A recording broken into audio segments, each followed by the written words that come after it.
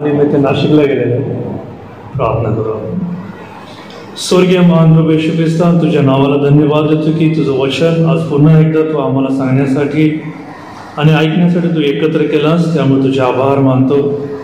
कारण तुझं वचन सांगते की परमेश्वर आपल्या पवित्र मंदिरात आहे, सर्व दरिद्र त्याचपुढे स्तब्ध राह. हे वचन तुझ्या अधीन स्वाधीन बसलेली मंडळी प्रभू येशू ख्रिस्ता, तुझा आशीर्वाद तू त्यांना कव्हर करत आहेस, त्यामुळे तुझे आभार मानतो. माझ्याद्वारे आज तू मंडळीला तुझं वचन सांगत आहेस, त्यामुळे तुझे आभार मानतो. तुझ्याच प्रिय मी गुणगान मागतो. आमेन. आमेन. मंडळी, देवाच्या निवडलेल्या प्रिय लेकरांनो, ज्या लोकांना परमेश्वराने देवाच्या मंदिरामध्ये पुन्हा एकत्र केलं, आपला वेळातला वेळ काढून देवाला सवड देऊन आज आपण बुधवारी देवाचं वचन ऐकण्यासाठी, त्याची स्तुती आराधना करण्यासाठी त्याच्या पवित्र मंदिरामध्ये आपण आशीर्वादित आहे. गेल्या वेळी आपण देवाचं वचन शिकलेलं आहे की हग्गाय 2:23 प्रमाणे की परमेश्वर म्हणतो की मी तुला निवडलेला आहे, असे परमेश्वर म्हणतो. तर पहिला आपण काय शिकलं? येशयाबद्दल शिकवलं की येशयाला परमेश्वराने कशा प्रकारे निवडले. कारण येशया सुद्धा म्हणत होता की मी पापी आहे असं त्यांनी कबूल केला. ते परमेश्वराच्या समोरचा जो सराफदूत इंगळ घेऊन त्याच्या बोटाला स्पर्श केला आणि तुझ्या पापाचे प्रायश्चित्त झालं आहे, तुला माझी वचने सांगण्यासाठी, माझी वाणी सांगण्यासाठी मी तुला निवडलेला आहे. येशयाने त्याचं काम चालू केलं.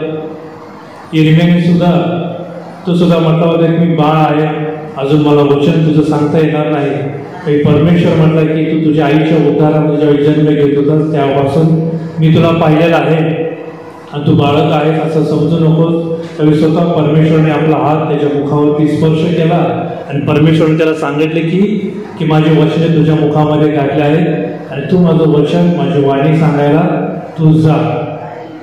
आज हेच परमेश्वराने आपल्याला सुद्धा सांगितले की देवाची वाणी माझी वाणी आहे, तू सांग.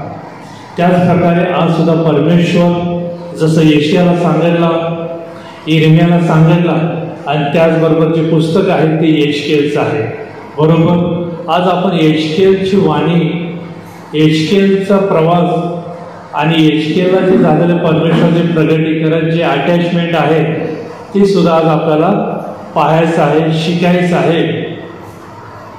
ज्यावेळी परमेश्वराचा आत्मा, परमेश्वराचं वचन ज्यावेळी एचकेलला प्राप्त झाले, ते परमेश्वर एचकेलला बोलत आहे की तू उभा राहा, तू तुझ्या पायावरती उभा राहा, मी तुला जे सांगत आहे ते तू ऐक.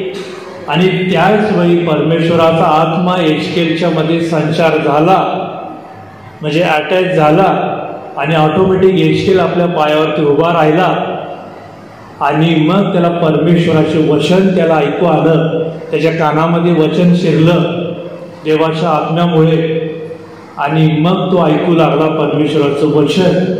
आणि परमेश्वर त्या एचकेलला सांगत आहे की हे माझ्या मानवपुत्रा, आज मी जे तुला सांगत आहे, जी माझी वाणी आहे, जे माझे वचन आहे, हे तुझे इस्रायल वंश म्हणजे माझे इस्रायल लोक, यांना तू जाऊन सांग.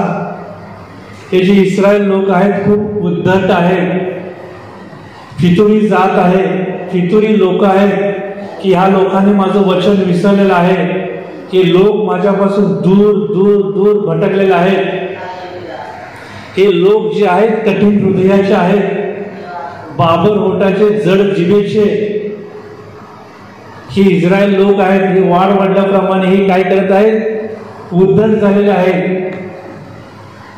पण तरी पण मी हे तुला माझ्या लोकांकडे पाठवत आहे, पण तू जा, माझं वचन त्यांना सांग. ते तुझे वचन ऐकत ना ऐकत ऍटलिस्ट तू जा, त्यांना तरी समजेल की कुणीतरी देवाचा माणूस, देवाचा संदेष्टा त्यांच्यापर्यंत पोहोचला होता. ऍटलिस्ट तू जा म्हणतो. कदाचित तुझा प्रवास माझं वचन सांगण्यासाठी काट्यामध्ये असेल, झुडपामध्ये असेल, विश्वामध्ये असेल, जंगलामधून असेल, अडचणीमधून असेल, तरी पण तू जा. माझा आत्मा आणि मी तुझ्या बरोबर आहे, तू भिवू नकोस आणि मी जे सांगतो ते ऐक आणि मी जे करतो ते ऐक. मग परमेश्वर एचकेलला आपलं जे वचन जे आहे, जो ग्रंथ आहे, तो नियमशास्त्र आहे, तो म्हणतो की तू खा, म्हणजे तू गिळ, म्हणजे तुझं डायजेशन, तुझी पचन संस्था चांगली होईल म्हणतो. आणि मग कारण त्या इस्रायलच्या ग्रंथपटामध्ये, परमेश्वराच्या नियमशास्त्रामध्ये जो काही शोक आहे, विलाप आहे, की जो काही इस्रायल लोकांनी पाप केलेले आहेत, परमेश्वराचं वचन त्याच्यामध्ये आहे. तो ग्रंथपट, तो परमेश्वर एजकेलला काय म्हणत आहे की तू खा. आणि मग एजकेल सुद्धा परमेश्वराच्या वाणीप्रमाणे, परमेश्वराच्या शब्दाप्रमाणे तो काय करतो, ग्रंथ आहे, जो पट आहे, तो आपल्या आतडीमध्ये घेतो, आपल्या पोटामध्ये घेतो आणि तो डायजेशन म्हणजे पचन संस्था करतो. आणि ज्यावेळी ते परमेश्वराचे वचन त्याच्या मुखातून ज्यावेळी त्याच्या पोटामध्ये जातं, त्यावेळी स्वतः एजकेल म्हणतो की हे देवाचं वचन मधुर आहे. आणि हे देवाचं वचन त्याच्या पोटामध्ये जातं, त्यावेळी त्याला काय लागतं, मधासारखं लागतं परमेश्वराचं वचन. आमेन. म्हणून देवाचं वचन कोणीतरी काढा. स्तोत्रसंहिता 109-103 मध्ये आपल्याला पाहायला मिळतं की तुझे वचन माझ्या जिभेला किती मधुर लागतात, माझ्या तोंडाला ते माझ्यापेक्षा गोड लागतात म्हणून सांगितले. आमेन. ज्यावेळी एजकेलने परमेश्वराचं वचन खाल्ला, त्यावेळी त्याला मधुर मधासारखं लागलं. स्तोत्रसंहितामध्ये आपल्याला तेच पाहायला मिळते की माझ्या जिभेला तुझे वचन गोड लागतात. आणि परत दुसऱ्या वचनामध्ये पाहायला मिळते, नीतिसूत्र 16:24 मध्ये, ममतेची वचने मधाच्या पोळासारखे मनाला गोड लागतात व हाडांना आरोग्य देणारे आहे.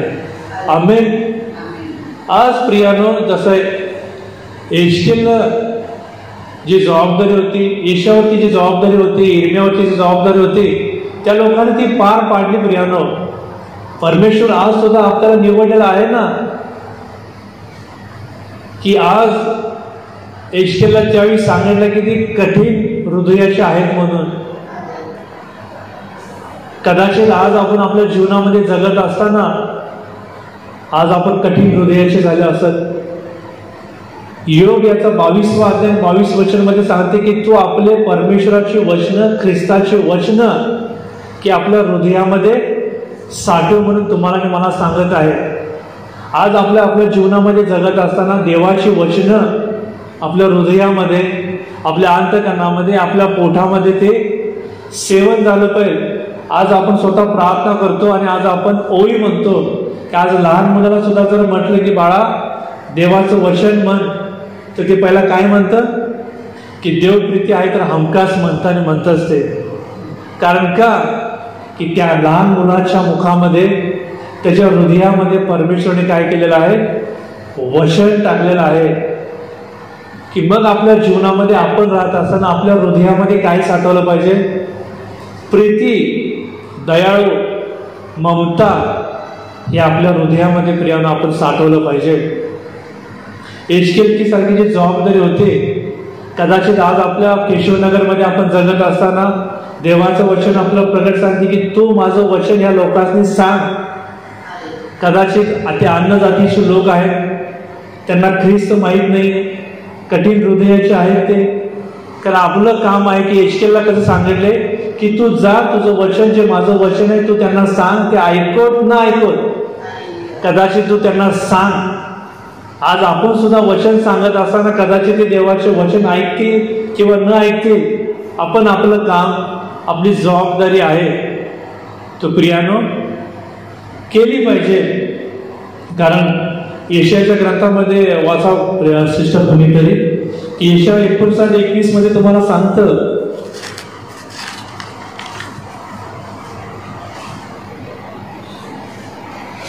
माझा तर त्यांच्याशी हासलेला माझा आत्मा, तुझ्या मुखात राहिलेली माझी वचने, तुझ्या मुखातून, तुझ्या संतानाच्या मुखातून व तुझ्या संतानाचे जे संतान त्यांच्या मुखातून आतापर्यंत पुढे सर्व काळ निघून जावायचे नाही. आमेन. ह्याच्यामध्ये आपल्याला काय पाहायला मिळते की ख्रिस्ताने जो आपल्याबरोबर करार केला, तो रक्ताचा करार केला.